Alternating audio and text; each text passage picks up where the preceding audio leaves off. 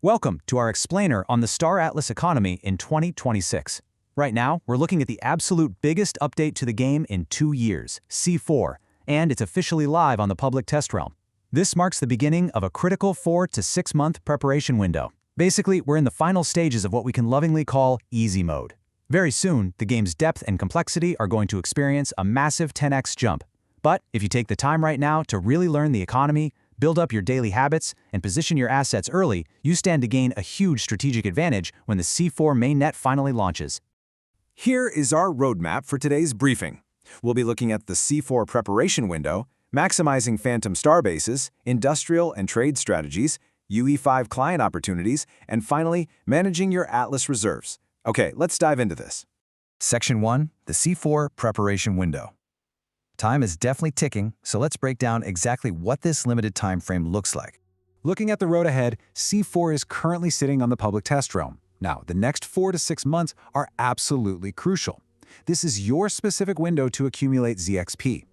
All of this preparation leads straight up to the token generation event, or TGE, for the Z.Inc token, which aligns really closely with the future C4 mainnet launch.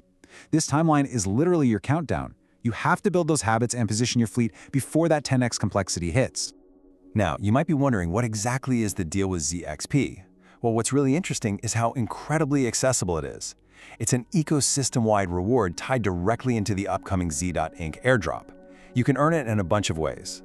Through primary market buys, specifically those light blue team listings on the marketplace, by locking your Atlas or Polis tokens in the DAO, by staking claim stakes or cultivation facilities, and just through regular gameplay XP. It's essentially an additional reward stacked on top of what you're already doing. But be warned, its final real-world value remains a complete mystery until the actual token launch happens. 10 million. I want to just pause on this number for a second to emphasize the sheer scale of the Z.Inc tokens being distributed in this airdrop. Out of a total supply of exactly 100 million tokens, 10 million are dedicated purely to this leaderboard. That is a massive 10% of the total supply. It makes this airdrop a highly lucrative target for anyone willing to climb the ranks right now. Let's move to Section 2, maximizing phantom starbases. This is all about securing your slice of that daily Atlas pool. So, in the browser-based Star Atlas Golden Era economy, or SAGE, contributing components to starbases converts your loyalty into daily Atlas payouts. And this brilliantly illustrates the current dynamic we are facing.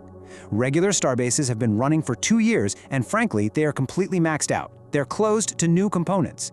To fix this bottleneck, the devs introduced phantom starbases. These act as infinite component sinks. Because they literally can't be fully upgraded, they stay wide open, allowing you to constantly burn resources to generate loyalty points, which then convert into your share of a highly competitive daily Atlas reward pool. So, with an infinite sink available, how do you actually optimize your output? Well, the secret isn't just rushing out to craft the most advanced item possible. It's really about matching component complexity to your actual fleet. Sure, advanced components pay more, but they require mining across multiple sectors and demand heavy freight fleets just to move the resources efficiently. The smart play here is to simulate your specific mining and freight capacity on tools like Ryden Systems. Calculate your true estimated returns before you start crafting. 25 to 30 billion. That staggering amount is the average number of loyalty points generated per faction every single day. Because you are competing for a share of a daily Atlas pool, not just earning a fixed rate per item, dumping all your production into one single high-competition day could leave you with a surprisingly tiny slice of the pie. The much smarter play is to keep your crafting jobs under 24 hours to smooth out your earnings over time. Moving on to Section 3, Industrial and Trade Strategies. Let's look at navigating supply chains and market liquidity, if you want to step away from those competitive daily pools. If you're looking for a more stable income source, Faction Infrastructure Contracts, or FIC, are absolutely your best bet. This vital logistic loop breaks down into 4 key steps. First, you mine the materials. Second, you craft the specific contracts. Third, transport them using your freight fleet. And fourth, sell them to NPCs for a fixed price of 2 Atlas. The tricky part here is that sell locations rotate every time supply runs out. Therefore, you really want to optimize your fleet entirely around FIC adaptability, so you can smoothly execute this loop wherever the market shifts. Now, if you prefer the absolute simplest loop in the game, raw material mining, you really need to understand the market risks. You mine resources and sell them to other players. Sounds simple enough, right? Well, local markets are highly illiquid. Raw goods take a really long time to sell unless you have direct bulk buyers or established guild relationships. On the flip side, the galactic marketplace has plenty of buyers, but transporting heavy raw materials out there requires massive fuel costs that will completely vaporize your profit margins. Honestly, establishing a regular trading relationship right at the local mining site is always the safer bet. 10,000. I want to drop this massive metric here just to put things in perspective. If you want to run a crafting as a service business, where others bring the resources and you provide fast crafting for a fee, you basically need a small city of crew members. Realistically, you need around 10,000 crew members just to start competing with the biggest crafters in the game. This is a highly specialized, incredibly capital-intensive business model and definitely not meant for beginners or small investors. Section 4. UE5 Client Opportunities. Earning without initial investment. Let's completely shift our explainer from browser-based mechanics to the zero-investment battleground of the Unreal Engine 5 client.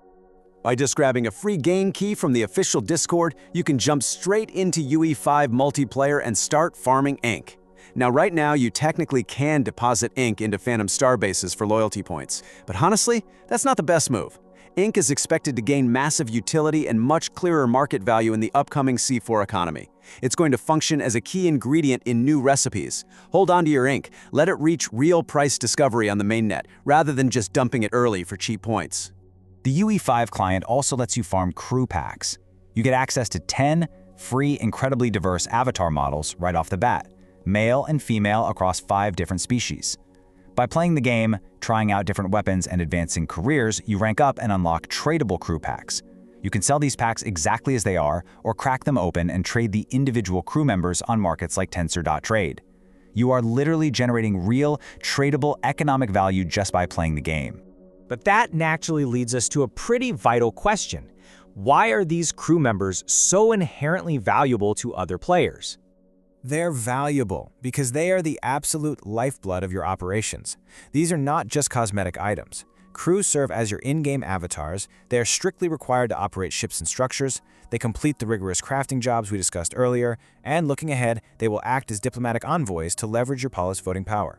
So the crucial point is, farming crew packs secures assets that have extensive, multifaceted utility across the entire Star Atlas economy.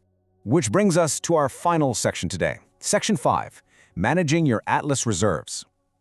Let's look strictly at the cold, hard, strategic realities of surviving the C4 update. In C4, Atlas transitions heavily into a strict operating currency. You're going to be hit with mandatory costs. You'll need Atlas to pay tolls for star path lanes, to cover all of your crafting fees, to pay planetary rent for your claim stakes, and even to handle basic respawn fees and consumables. I really have to caution you, do not spend all your Atlas on immediate ship upgrades today. If you run out of Atlas, your entire economic engine just stalls out. To summarize the core actionable intelligence of this explainer, test small. Always simulate your returns using the tools available. Maintain a healthy reserve of Atlas so you can actually afford to play when C4 hits. And finally, join a guild now to establish those vital trade relationships before the competition spikes. The next few months are an absolute gift, and you have a wonderful opportunity to prepare wisely. The preparation window is currently wide open, but trust me, it is closing fast. When the full weight of the C4 economy finally hits, will your fleet be ready to command the frontier, or will you be left behind still wishing for the easy mode? Take advantage of this time, Commanders. Thanks for joining us for this explainer, and we will see you out there in the cosmos.